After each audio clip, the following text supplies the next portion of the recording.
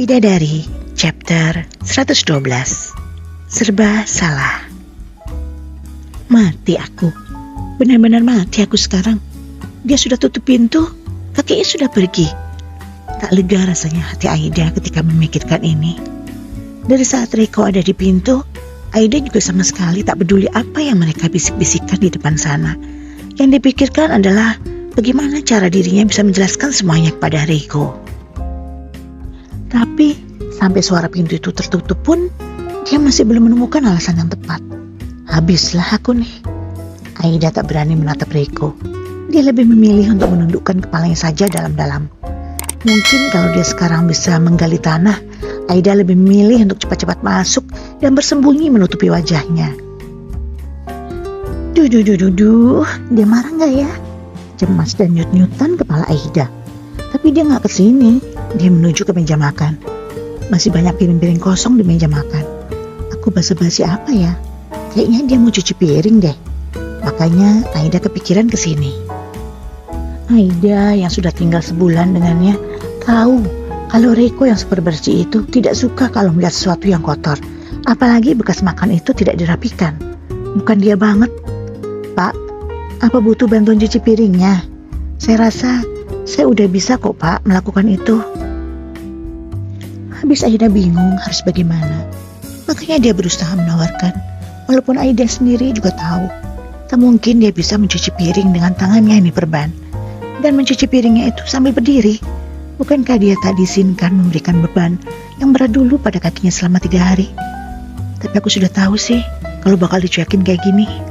Aida berbisik karena sepertinya tawarannya itu tidak dipedulikan oleh seseorang yang justru sudah mulai mencuci piringnya. Mau ditolong tidak mau. Ya sudah, dia sendiri yang nyuci piring kok. Aida juga berusaha tak peduli. Tapi masalahnya sekarang ini adalah salahku yang bicara dengan kakek yang begitu. Mau bagaimana lagi? Aida sudah melakukan satu kesalahan fatal. Bukannya wajar kalau Reiko memarahinya dan mencuekannya. Toh Aida juga sudah membicarakan sesuatu tanpa berdiskusi dulu padanya. Gara-gara mulut besarku ini, jadinya aku sekarang kena deh. Aku memang udah bilang kalau aku tidak suka berbohong. Dan aku juga sering menyindir masalah berbohong. Tapi sekarang aku sendiri yang berbohong pada kakeknya. Ya, namanya juga manusia tidak sempurna. Kadang mereka khilaf dan kadang juga terbawa oleh suasana dan keadaan yang membuatnya melakukan sesuatu yang tak sesuai dengan isi hatinya. Sama seperti perbuatan Aida yang merasa bersalah. Tapi bukannya dia harus mendengar dulu penjelasanku. Kenapa aku harus membicarakan itu pada kakeknya? Aida tahu dia salah. Tapi bukannya dia juga punya hak untuk membela diri. Karena itulah... Pak, maafkan saya.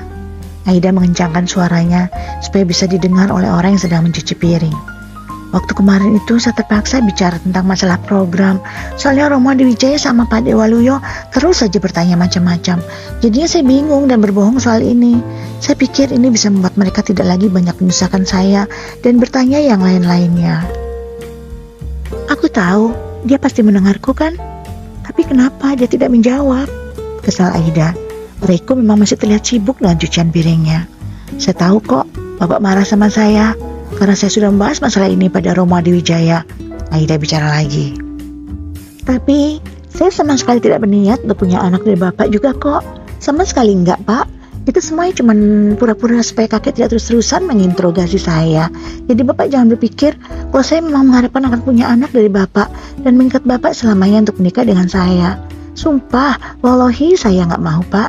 Selamanya terikat sama Bapak dalam pernikahan. Kalau pecah piringnya baru tahu rasa kau kena kakimu sendiri. Mbok yo kalau nyuci piring itu nggak usah berisik begitu sih.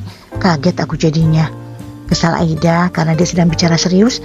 Tiba-tiba ada suara piring cukup kencang dari dapur. Tapi Reiko sendiri tidak sama sekali menatap padanya atau peduli dan bahkan tidak sama sekali berniat untuk mengajak Aida ribut sepertinya. Kalau Bapak kesal sama saya, Bapak ngomong aja. Makanya semakin tak enak dia karena dicuekin, Aida pun langsung merespon lagi. Saya juga sudah kepikiran harus bicara apa pada kakeknya Bapak supaya Romo Dewijaya tidak macam-macam lagi dan tidak menyuruh Bapak melakukan sesuatu yang tidak sesuai dengan rencana kita, termasuk punya anak tadi. Tidak akan terjadi kok Pak. Sibuk sekali dia di dapur. Cucian piringnya sebanyak apa sih? Harusnya sudah selesai bukan? Bisa kali ngeluangin waktu buat ngejawab sebentar aja. Tapi percuma Aida berharap banyak karena pria itu masih fokus pada urusannya di dapur. Susah payah aku bicara menjelaskan semuanya, tapi dia seperti tidak peduli. Malah sekarang pergi ngeloyor gitu aja naik ke atas.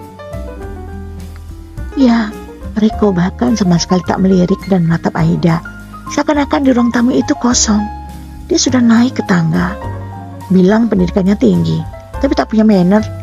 Ini juga yang membuat Aida malah mencebik. Sial sih, aku sudah bicara panjang lebar, dia malah kabur gitu aja. Dan sekarang aku harus menunggu dia sampai kapan di sini? Apa jangan-jangan dia tidur di lantai atas? Lupa kalau ada orang yang ditinggalkannya di sini. Setengah jam sudah berlalu, Riko masih belum turun juga. Makanya Aida berpikiran begitu. Apa aku harus masuk ke kamarku sambil merangkak lagi? Itu hanya tanya yang Aida berikan pada dirinya sendiri. Dan sebenarnya Aida juga tidak masalah sih kalau harus berjalan begitu. Tapi nanti aku kena omel lagi. Kakiku belum sembuh, tanganku belum sembuh. Dibilang sengaja jalan seperti itu supaya menyusahkannya lagi. Dan nanti lukaku lama sembuh supaya dia terus-terusan merasa bersalah dan akhirnya merawatku. Aida sudah terbayang bagaimana semua akan dibolak-balik oleh Riko. Dan belum lagi nanti dia lihat bajuku kotor. Dia pikir aku sengaja mengotori bajuku, berjalan merangkak begitu supaya aku dikasihani lagi olehnya. Dan dia menghentikan bajuku lagi. Dan dia akan melihat bagian tubuhku yang bisa dia hina habis-habisan. Namanya juga orang sedang overthinking. Aida tadi bertanya tidak jawab-jawab, makanya dia kepikiran begini. Aku juga tidak mau sakit seperti ini. Aku juga inginnya sehat.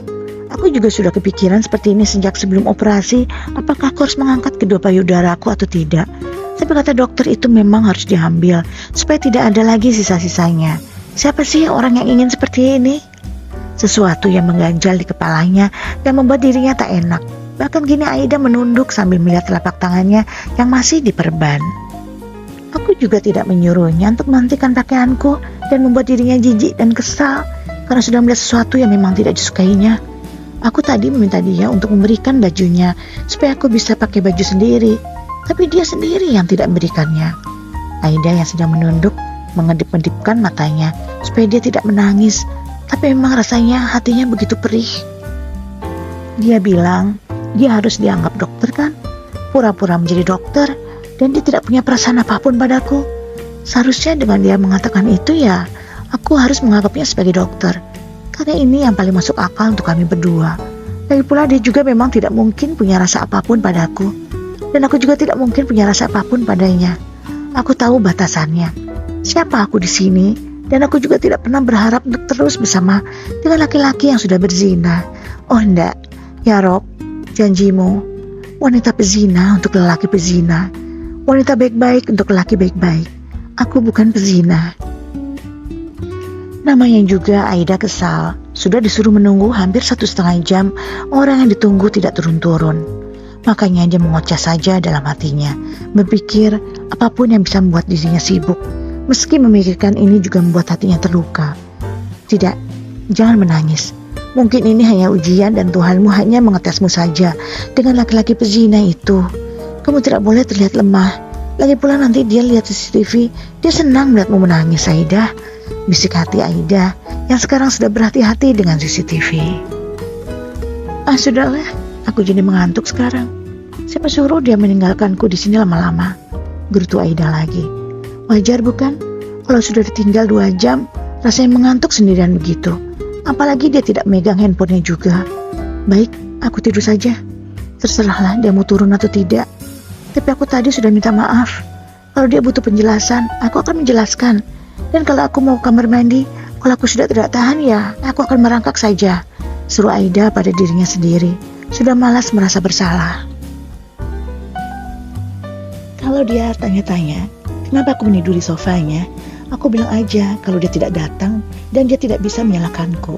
Enak aja main kabur, marah kabur, gak jelas. Sambil menepuk-nepuk bantal kursi, Aida menggerutu. Aku juga kan tidak tahu bagaimana kakek yang bisa datang ke sini. Mana aku kepikiran kalau dia mau membicarakan masalah Mesir. Dan Pak Dewa Luyo juga, kenapa juga harus membahas masalah ini sih? Sudah ngantuk berat Aida.